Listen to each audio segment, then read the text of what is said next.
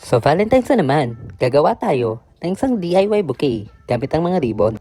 Dahil sa excitement, gumawa ng DIY bouquet, hindi ko na inihanda o pinakita sa inyo ang mga ginamit ko. Dahil makikita nyo din ito sa video.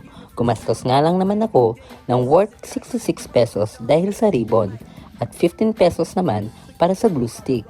At yung mga ibang gamit ay nakita ko lang sa bahay, mga stick at lighter. Hihi. Dalawang klaseng ribbon ang ginamit ko dito, kulay gold at kulay black. Ang combination na ito ay pinili ko para unique. Habang ginagawa ko ito, nakikipag-chismisan na rin ako kay nanay. Ang dami nga namin pinag-usapan dahil ngayong araw na ito ay ang kanyang kaarawan or 61st birthday niya.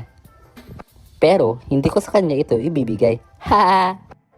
Andito nga pala ako sa huling antungan. Ay, sorry, este.